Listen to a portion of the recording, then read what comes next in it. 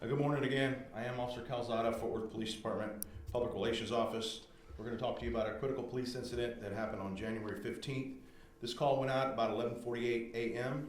Our East Division officers responded to a person with a weapon call at an apartment complex in the 8500 block of John T. White, following reports of a suspect displaying a handgun.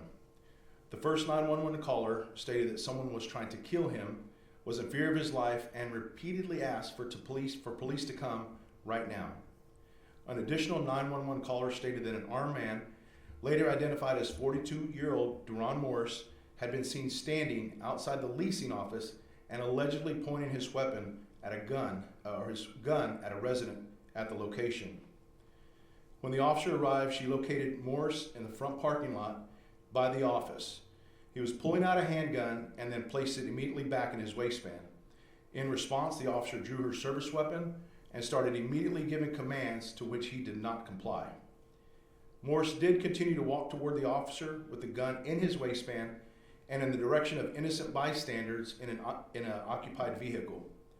Still refusing to listen to commands, Morris stopped walking, reached into his waistband where the gun was located, and then turned to look at the officer. Fearing for her safety and the safety of the individuals that Morris had placed himself in close proximity to, the officer fired her service weapon at him multiple times. Morris was not struck. He then evaded officers, lost his handgun from his waistband, and barricaded himself in his apartment. Officers did establish a perimeter around his apartment, and after a brief standoff, Morris was taken into custody without any further incident. Investigators did recover 2 guns, and no other civilians or officers were injured.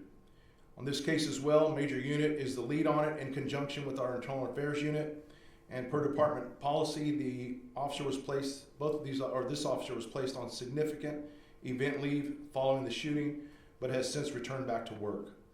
I can tell you that Morris, as of this morning, remains in the Tarrant County Jail on a $100,000 bond, and he's been charged with 5 counts of aggravated assault with a deadly weapon and 1 count of aggravated assault with a deadly weapon against a peace officer.